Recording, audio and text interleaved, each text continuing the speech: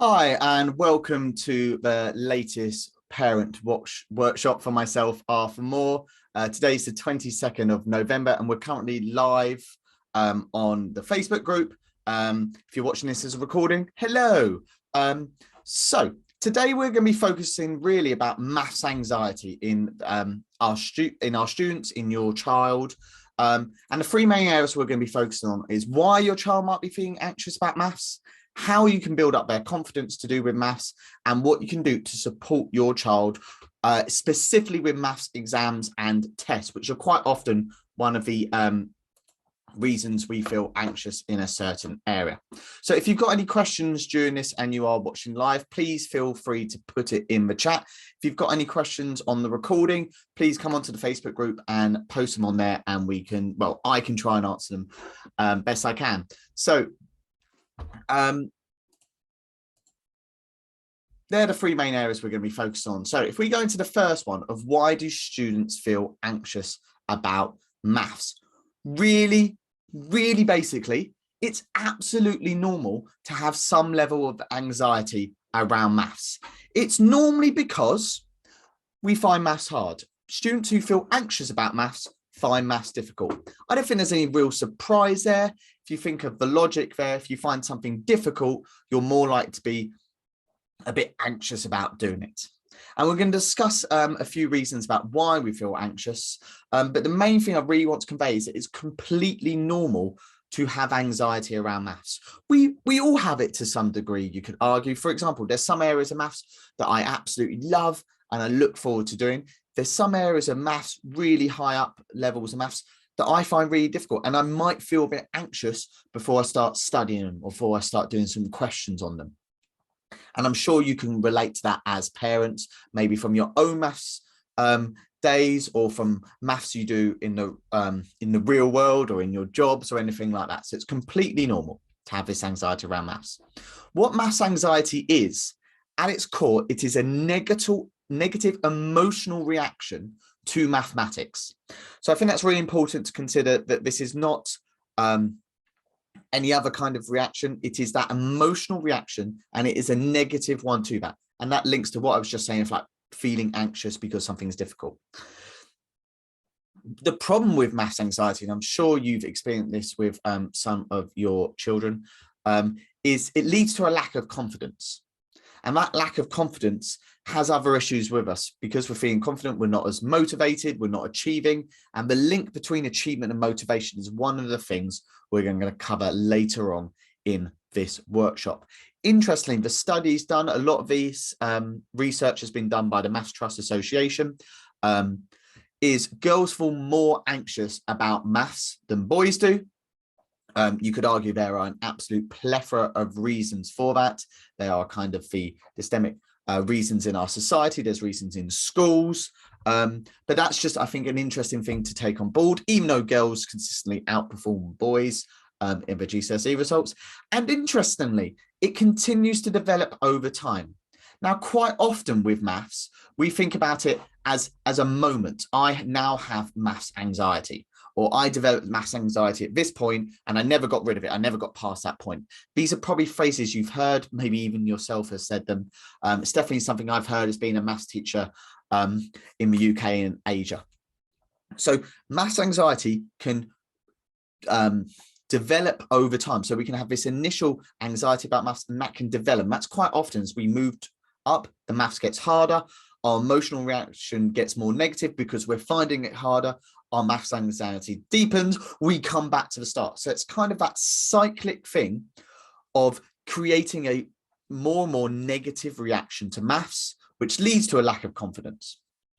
It also tells us that maths anxiety doesn't just develop at a certain stage. Quite often we associate, oh, I found this lesson difficult, I found this. That's not the case. Maths anxiety can develop at any stage over a period of time. Now, your parents' maths anxiety, I think, is a really interesting part of this. If you're watching this recording or you're watching us live, again, feel free to put the comments asking any questions. Your own anxiety that you may have may, I stress the word may here, may lead to a decrease in performance of your child on the task they're completing at home. The research is kind of not absolutely concrete yet, but we think there may be a link between the parent's anxiety around maths and the child completing work at home. If you think about this in a kind of straight up logical way, it makes sense. If your child is coming home and you're displaying anxiety around maths, maybe, oh, you've got maths homework. Oh, that sounds really difficult. Oh, maths, don't ask me about that. And we'll talk about this later. They are all things that maybe are going to reflect upon your child and lead to their confidence decreasing and then their maths anxiety growing. And that then goes into their performance on the tasks they are completing. We're going to talk about some things you can do to reduce your own anxiety later on. It's really important, I think, at the moment to just consider your own feelings towards maths. I'll just give you a moment, 10 seconds, to just think about your reaction to mathematics. Like if I say maths to you, what does that mean to you? If I say we're going to do some maths, if I said on the next slide are some maths questions, how would you feel about that? And it's important, I think, to acknowledge those feelings. So if as soon as I said there might be a maths question on the next page, we're going to do some maths, you were feeling anxious, that's a really good indicator to you that you kind of got maths anxiety. And if you acknowledge that, then you can start and work on how you can maybe not display that around your child. And we'll talk about that again later on. So the key things we've spoke about so far is what maths anxiety is a negative emotional reaction to maths. And we have also spoken about how you as parents may be displaying your own maths anxiety and then showing that to your child. Now, this is not initially directly linked to what we're going to be talking about, motivation and achievements, maybe not what you thought about when you decide to watch this workshop. But I think this is absolutely key to a load of maths, but specifically to do with maths anxiety. Now, it was thought for years, there was a study done quite a long time ago that found out that children with high levels of motivation in maths achieved higher. Makes sense? You can think about it. And naturally, they thought the relationship between those two things was the more motivated you are, the better you do in tests. Again, kind of a logical sense. Now, these two things do share a relationship. There is a relationship between motivation and achievement. We would call it a correlation, to bring this a maths word. There is a correlation between those two. The mistake was, though, that they got the causation the wrong way round. The initial study thought that motivation linked to achievement. So if you were motivated, you achieved higher. If you weren't motivated, you achieved lower. That's what they believed the causational effect was. They got it the wrong way around. Loads of studies in different situations have replicated since that the link is the other way around. It is achievement which leads to motivation, specifically to do with maths. If you are achieving in your maths lessons, in your homework, in your tests, in other things you do to maths, that makes you more motivated. That motivation leads you to be more focused, putting more work in, thinking about how your maths a bit more. And that leads to further achievement, which leads to motivation. But the key there is it actually starts with achievement. And this is where a lot of maths anxiety comes from, is students don't get that initial achievement. They therefore think that maths is difficult. That leads to them not being motivated. They then don't put the focus in, oh, it's maths, I'm going to find it difficult. They go into lesson with already a negative mindset. I'm going to find this difficult today. Or they come home and they're not putting the time at home. Oh, I'm just going to get out of the way. I know I'm going to find this difficult. And because of that, they don't achieve next time round. And the cycle continues. So it's really important here, teachers, but your role as parents, to give opportunities for your child to achieve in maths. And I know that may sound ridiculous. Of course, we want to get some achievements. But the way I would think about it, so often your relationship with your child's maths at school is via their homework. Homework comes home, you interact with your child with their homework, and then it goes back to school and other stuff happens. And that homework is kind of the point for you. Now, homework is difficult naturally because we're not doing it in class. We're away from our teacher. Maybe it's been a period of time since we did that work, which is a really good use of homework, but it makes it difficult. And that naturally leads to less achievement, especially if you look at the first question and go, I already can't do the first question. My achievement, I haven't got. I'm now not motivated to continue. And that is true at any stage of maths. We could be talking about key stage 2. We could be talking about key stage 3. We could be talking about key stage 4 here, key stage 5. If you're not getting that achievement, you're not going to be motivated to keep pushing yourself.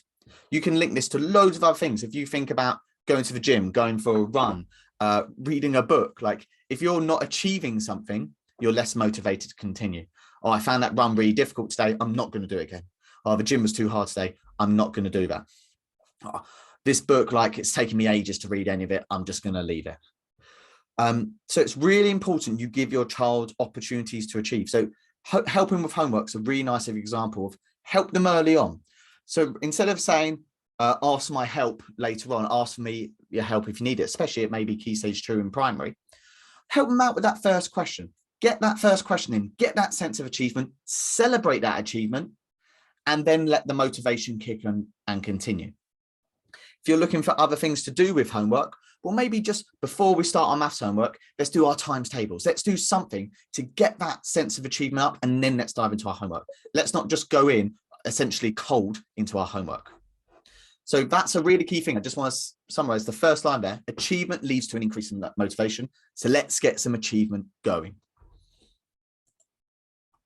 So we'll not move on. We've spoken a little bit there about what maths anxiety is, where it comes from, who it affects, and how we can break that cycle. But what we're going to do now is speak about what you can do to support your child with their maths.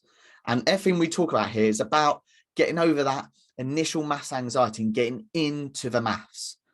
Then hopefully the teaching, the rest of it kicks in. And I've done other workshops on what you can do from there, and I'll be doing other workshops from there. That's when you can come to the Facebook group to ask some questions. That's when I can direct you other places where you may want tuition, maybe where you want a group course. But how can you support that child at that initial stage? So having high expectations is the thing. That is the thing. If there was one thing I could tell every parent to do is have high hopes and aspirations for your child. It has been shown by research again and again to have the biggest impact on their outcomes. And by impact and outcomes, I mean quite literally sometimes test results. Having high hopes and aspirations for your child can lead, well, should lead to higher test results. Now, I know that's maybe saying, well, obviously I have high aspirations and hopes for my child. And obviously you do, you're listening to this workshop, you're watching this workshop about how you can kind of perceive it. But what we're talking about is really expressing those hopes and aspirations and making them really clear. Now, I'm not saying go get a grade 9, son, like go get a grade 9, daughter. Like these are not things, but it's about showing consistent high hopes and aspirations. So we're going to do this homework. We're going to do really well on it. You've got a test going up. Let's think about how we can do really well. Let's celebrate our achievements. All these things are going to have a positive impact on your child and their outcome with their maths. It's also interesting to know that your perception of them has a significant influence on how successful they think they will be. So if we just break that down, what it means is if your child understands that you have high expectations of them and you want them to succeed, they're more likely to be doing that in the future. And that just comes around through setting expectations, that comes from support, but it also comes from allowing independence. And that's that last one I really want to stress there. Sometimes we misconstrued having high hopes and aspirations and engaging with our child's learning to mean we are going to help them with every single question. We're going to help with every bit of homework. Maths, we're going to help them with every single question. We spoke about before how it's important to offer that support early on, allow for achievement to happen, but then allow the independence to kick in. Otherwise, what can happen is your child develops a support network that they rely on. And that's not what we want from a support network. We want them to be using their support network to succeed independently. So the way you can offer support is by dropping in on the homework. I'm going to talk about something else other than homework in a moment, but homework really specifically, like help with that first question, go away. But every now and again, do you need any help? Do you need to drop by? At the end of the homework, can we reflect upon what you did? I'm offering that support. When it comes down to the actual mathematics, it's going to really depend upon your level of maths knowledge. I'm not talking about maths anxiety, but your level of maths knowledge and maybe where they are at school. So key stage primary school maths, I know you can help your child with their primary maths. Even if you think you may not, you've got that maths anxiety, you definitely can. You absolutely can. The other thing maybe to think of is as they approach GCSE, well, you may not be able to support them with the actual mathematics. The actual mathematics may be the tricky bit here, but what you can do is offer support with how they work, where they work, supporting them with their work routines, which we'll talk about later on. Supporting them by going to parents' evening and engaging with their conversations, offering support by talking with the teacher and asking for schemes of work so you can talk about what's coming up later on tests. It's really useful for students to know. So offering support doesn't always mean offering support directly in the maths. What it can mean is offering support in the wider learning environment. Language. The language of mathematics is really, really important. And this comes back to maths anxiety. And what we spoke about is not displaying your own maths anxiety, which can have an effect or may have an effect upon your child's performance. So we've all kind of associated with these phrases. If you just look at the phrases to avoid, I've written there. I've written a bit tongue-in-cheek, but these are all things I've heard parents say to their child at some point in a parents' evening, in a meeting, over the phone, via message. Like, these are all things I've heard. Oh no, not maths. Now, if you're saying that straight away, you're showing to your child that you aren't going to be able to support them. And also, like, there's a low expectation of what's going to happen here. Oh no, it's maths, so it's something bad we're doing. So let's just get through it, is the association there. But that's not what we want. I wasn't good at maths. Now, I would fight that argument from anyone. I wasn't good at maths. You may mean that you find specific areas of maths challenging. You may be reflecting upon your own maths learning at school, which is different to like your ability with maths. But saying I wasn't good at maths, again, is setting that expectation low. It's lowering those expectations. I wasn't good at maths, with the implication being, so you might not be very good at it at all. Now, I'm not saying when you say I wasn't good at maths, you're saying you're going to be bad at maths too. That's not what we mean. But it's that perception, it's that negative language around maths. And remember what we said about maths anxiety, it's a negative emotional reaction. So if you're hearing these things as a child, you're going to have a reaction to them. They're going to be negative and they're going to be emotional. And that can lead to maths anxiety. You'll never need this in real life. It's something I hear again and again and again from everyone I've ever taught with maths, and from loads of people associated with maths. This is true to an extent. There are lots of bits in maths going from primary all the way up to A-level and beyond that you will never need in real life. There is plenty of maths that I know that I have never used in the real world. I don't walk around going, I wonder how high that tree is. Let me do some trigonometry. Oh, I wonder how much water is in this swimming pool. Let me get a whiteboard and do some maths. This is not what I mean. But saying you will never need in the real world shows people that this is not, we don't have high expectations for needing this. This is not relevant. That relevance is mean like the achievement is not going to kind of lead to motivation. Oh, I've achieved, but what's the point?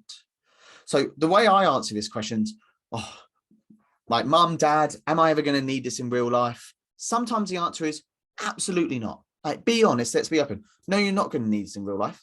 But are you ever going to be in a situation where there's something you know, something you don't know, and you need to make the jump between them with some rules you know?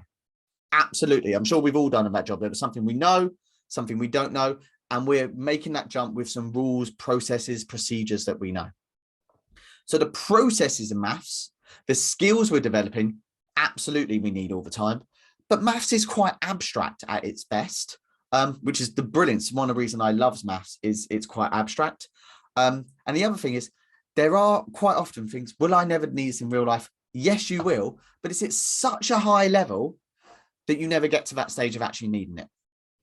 This is definitely something that like I can relate to. There is maths that we do at GCSE that is used all the time in the real world, but you have to go about 3 steps higher than what we're doing for it to suddenly become applicable. There's stuff in A level that you will suddenly see the application of mathematics that you didn't do. And that's simply because the application of maths is really complicated. So there are 3 things I would really avoid saying. If you'll be amazed, just making a conscious decision to not say those type of things will impact on you not saying them. And what that leads is to a positive emotional reaction with maths. We're avoiding that maths anxiety. So phrases you can say if something is difficult and you find something difficult is this is a good challenge.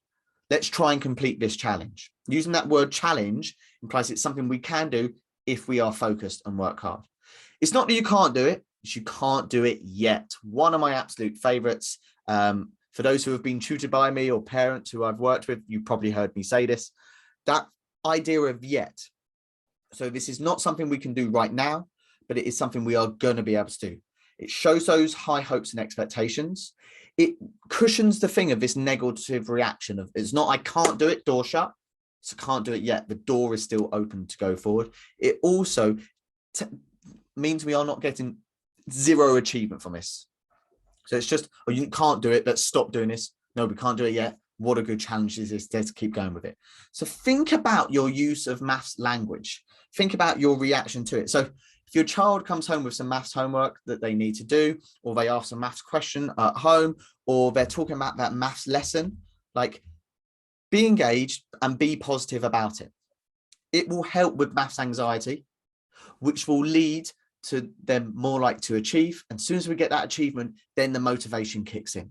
And that's what we're looking for.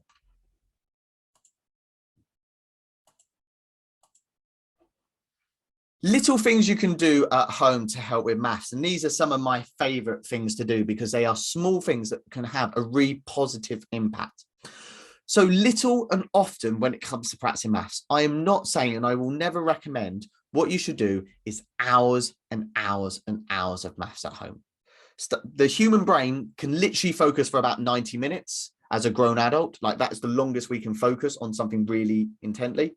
So it's much smaller when we're our brain is still developing, which is developing up until about the age of 24.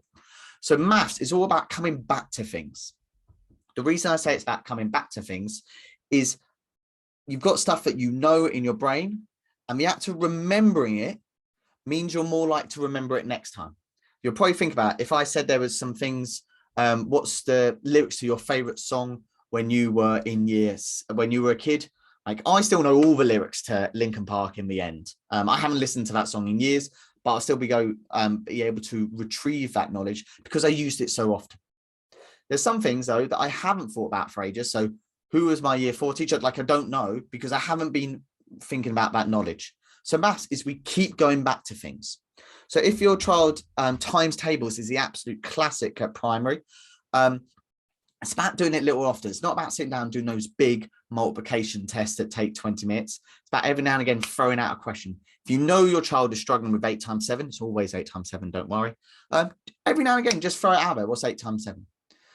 And if they don't know, doesn't matter. It's 56. Next time you'll get it. See that little bit of positive language we used. When it comes to GCSE, like little and often is still really, really important. We still need to be able to use that. Studies show that if you go back and revise these things in little chunks, you're more likely to remember it long term than if you just do 3 or 4 big chunks, especially before the exam. Cramming is good, but in this very, very short window.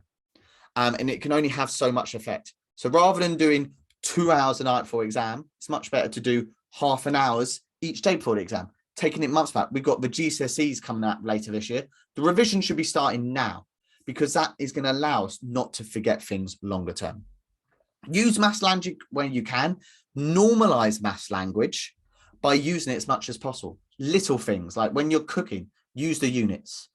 When you're in a car, talk about speed like in miles an hour, kilometers per hour, like just get that language going.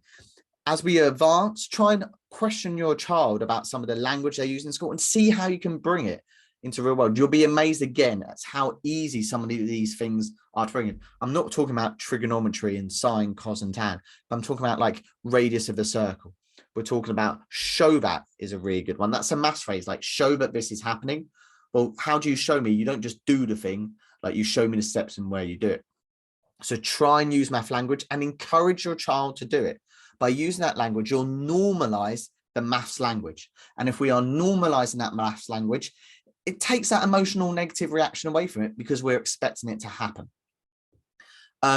We've always spoken a lot about considering your own maths and how you display it. So I won't go over that again. And listening to your child, I think, is a really, really key one. If your child is saying they feel anxious about maths, don't just go straight into the super positive, oh, don't worry, blah, blah, blah. Like, listen to your child and try and break down why they feel anxious. It's most likely because they found it difficult. And then we can tackle that problem. So it's not you find maths difficult. It's not you're nervous about maths. You're nervous about this specific thing that you did in class today. How can we help that? How can we mend those things? Okay, so you're going into class tomorrow. Let's get in a nice positive mindset. I know you can do it. Yeah, it's going to be a challenge, but I absolutely know you'll be able to rise to that challenge. Little things like that.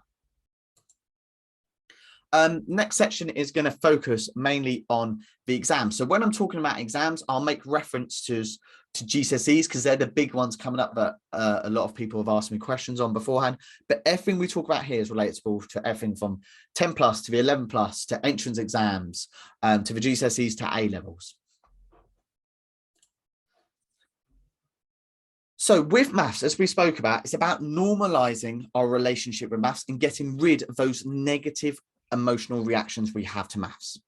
And we can do this by building routines around working at home, around revision. So we spoke about little and often why that's important. Location. So building location into your routine of where you're doing homework, and homework can include maths, work, revision can include maths. Is it in a nice quiet area of the house, if possible? If you've got an office or something like that, that is brilliant. If it's not in an office, is it in a quieter area of the house? If that's not possible, again, not a problem, but how can we mitigate for that? Maybe we won't do our homework on the dinner table at the busiest time of day where everyone's around the dinner table. Maybe we'll do it in a quieter time. Headphones on is a really good thing if you are listening to music without lyrics. Lyrics have a massive negative impact on your ability to focus on anything and especially to learn. So if your child, this is especially true at GCSE, wants to listen to headphones because they're in a loud part of the house, they have to be listening to music without lyrics. If you just go onto Spotify and type in like focus playlist, you always get this stuff and it doesn't have lyrics. Lyrics, bang, your focus massively goes down. The other thing you can encourage your child to do, and by encourage, I mean enforce, is getting rid of the phone. Having your phone in the present, so on the table, even if it's off and upside down, has been shown to reduce focus by 20%. So that's 20% of the focus you could be putting onto your maths that is not being used for that. So location is really important. These are things, again, we spoke about support, but promoting their independence.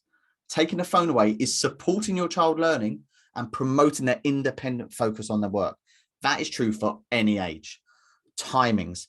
I'm a massive advocate for trying to build a routine as much as possible into when you are revising. So if it is on Wednesday when there's no sports club, we do homework when we get home. We are going to do our half an hour maths when we get home. That is brilliant. I know the world is hectic. We all have loads of things going on. We all have loads of clubs. Like, I completely get it. Like, I've got kids, they're under 3, but they are like doing anything to do with time is always all over the place. And I've worked with students for years on this. But if you can build it into your routine. So when we get home, the first thing I'm going to do is I'm going to go up to the office and I'm going to get this piece of homework done. Or when I get home, I'm going to go into the playroom because my siblings aren't home yet. And I'm going to do just 20 minutes of just maths on something I did last week.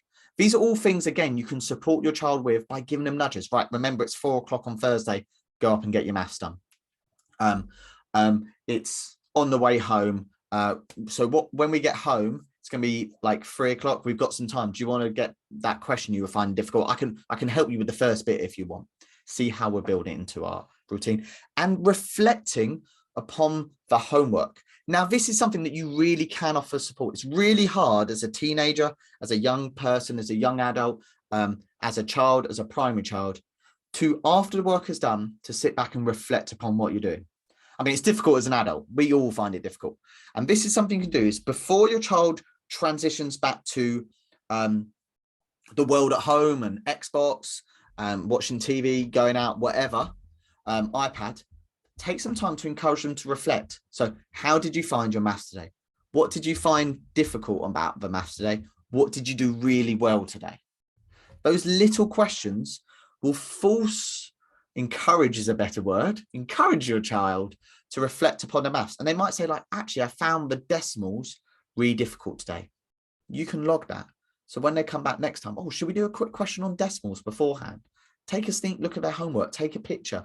And then when they come back, oh, should we try this out?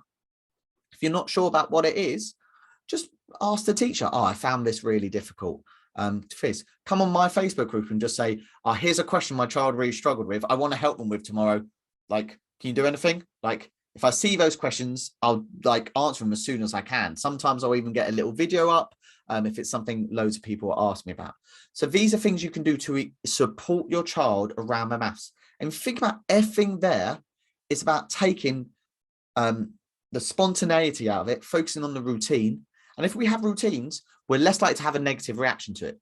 So we don't come back, oh, I have to do my maths now. That's so unfair. No, of course I'm going to do my maths. It's Tuesday at 4 o'clock. Of course I'm going to do my maths. We're reducing all that anxiety. And what to practice. Now I'm going to go super math specific here. The last bit was quite general, math specific now. Although everything here you can apply to other subjects, but I'm going to go into maths mode. So the classic with maths, absolute classic at every level, primary, GCSE 11 plus, is you do the stuff you can do. I'm going to do some 11 plus questions. Can't do that one. Can't do that one. Oh, I know that one. I'll do that. And we know why we do that, don't we now? Because it gives us that sense of achievement. It makes us more motivated. But if we only do that, we're only ever recapping the stuff we find easy. And really quickly, that won't lead to achievement. And then we're getting demotivated because we're just doing the same questions. So encourage your child and talk to them about this to not just revise the topics they can do. I encourage children at GCSE to get an exam paper, an old one off the internet, look at a question, and they say, I can definitely do this. I think I can do this. I have no idea what's going on. And we focus on that second one. I think I can do this. And they're the questions that we want to move into, I can definitely do this. And the only way we can do that is by practicing them. And this is something, again, you can do to encourage your child. And this is where they're going to need support, because that is a hard mood, especially if you've got a child who is like anxious about maths. They'll want to do the things they're good at. So this is where you can kind of kick and parent, right, let's do a quick question on the stuff I know you can do. Let's get that sense of achievement. Right, now try this one. Oh, I'm going to just leave you to try and give this by yourself. I'll be back in a moment and we can go over this together if you need. But I'm promoting that independence. I also say, and I've kind of just covered this, maths is one of those topics that if you fundamentally have no idea what's going on, it's very hard to know where to start without support. Really hard to know without support. And as we get higher up, we need that support really from our teachers. There's some great videos online and kind of references throughout the time on the Facebook group. You can ask people, but there's stuff that you can go away and ask your teacher or do a bit more work on. But what happens is students who are maybe doing like the 11 pluses is classic, who are feeling confident, they just go to the last question where they have no idea where to start because they've been told to focus on the harder stuff. And then they're suddenly demotivated because they're not getting that sense of achievement. So start with the stuff you think you can do, then progress onto other stuff. Do use practice questions. Absolute classic with maths is, oh, I'm going to get my workbook out and I'm going to read through my notes. Almost pointless. Oh, I'm just going to read through my textbook. Pretty much pointless. I'm going to highlight some stuff in my textbook. Fairly pointless. Maths is all about doing. It's about doing questions, about doing processes. The reason I say use practice questions is the classic feedback from students, and I'm sure you've heard this, the exams are different to the questions we've been doing in class. every student I've ever worked with would say that. And my answer is always, of course they are different to the stuff you're doing in class. That's what they are testing on. They're testing you not on just your ability to do trigonometry, but to know it is a trigonometry question. How often have you probably heard your child with maths talking about, it's like, oh, I don't get it, I don't get it. Oh, is that what you do? Oh, it's easy from here. So I've got this now. I hear that a lot with 11 plus students. I hear that a lot with GCSE. I hear it a lot with A-level. Well, that's the difficult part, is knowing what maths to apply. That's part of the maths. So that's why we use practice questions. There's some great sites out there like Corbett Maths.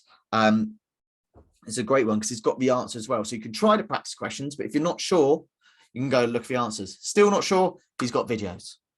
So Corbett Maths is a great one. There's loads of stuff out there. Your child, probably at whatever level of maths they have, has some access to some kind of maths program. Some use MathsWatch, some use My Maths. If your school doesn't give anything deliberate, they will have given them access to some stuff that is free. So like Corbett Maths, Hegarty Online. If you're not sure, just pop something in the group chat and I will pretty much immediately be able to find something that is free and quick to find. And encourage your child to use proper maths language. So if you're in the room and they're doing some work and you want to support them, you say, oh, what are you doing? They just go, oh, I'm just doing some stuff with triangles. No, like, let's build it. Like, what type of triangles? What are you doing with triangles? Why are you doing that? Oh, well, actually, I'm using trigonometry because it's a right angle triangle. Already improved. I'm trying to find the adjacent angle in this right angle triangle. Brilliant. Oh, I'm trying to find the missing angle in this pentagon. I know a pentagon has 540 degrees. Again, we're building all that language. We're encouraging the support there. So things to practice. The main thing is to encourage your child to practice that stuff in the middle. Don't go super difficult. Don't go super easy. It's the stuff I think I can do. And the best way to think about this is to have that conversation before the homework, before the work at home, before the extra work they do, after a tutoring session, before an exam. Let's identify. So how was your lesson today? Oh, yeah, it was all right. We did this. Oh, let's get a bit more. Let's encourage that maths language. Right. What did you think? Oh, I think I did really well on this, but I found that quite difficult. Well, we're going to start on that move between those two things. Like sometimes with homework, what happens is you get a homework of 10 questions. The first 3 are easy. The last 3 are hard. The middle 4 are the okay ones. Students do the first 3, get maybe the 4th one, can't do the 5th one, so stop. And they go and they get their 5 out of 10. The amount of worksheets I've marked, which had 5 out of 10, because the student has suddenly found a question a bit difficult, but I've already done half the homework, so I'll stop. Maths, you don't have to do that. Why not go to the middle bit first? Let's do that bit. I know you can do the easy stuff by yourself without support, so let's do that middle stuff first, or maybe let's do question 1, get that achievement. Right, let's skip to question 4. I can support you with that. Right, now you've shown me you can do that. I'll come back later on. You've done question 5 and 6. All right, now go back to the easy ones, do that. And let's see where we're at. Can we try some of the harder ones now? We've got all that motivation because we're achieving. So that's my kind of takeaway from that main point. So we're coming towards the end of the webinar now. So thank you so much for that. You can follow me on Instagram at Help My Child Learn. I do a lot there on focusing on cognitive science. So taking cognitive science, a lot of it that's delivered to teachers and making it accessible to parents and to students.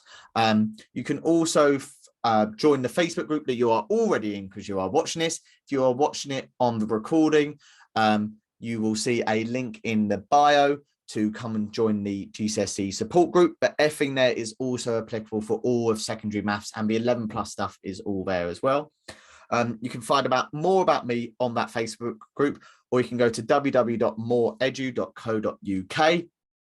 I have a GCSE course that I will be running for January. So if you're watching this and you're thinking you'd like more support specifically focused for GCSE maths, I'm running a 12-week course in January that your child can join, specifically focused on getting a higher mark on the higher GCSE paper. But if you want to reach out to me on the Facebook group and put a question there, share your homework pictures, I will do my best to come and support with those. If you want to email me, all the information is in the Facebook group or in the bio for this video. But I haven't seen any questions in the live chat. I will say good night. Be positive about maths, display that positivity. Maths is awesome. It's the best subject out there. And let's try and stop those negative emotional reactions and make them positive achievements that are going to lead to more motivation. Have an awesome rest of your evening.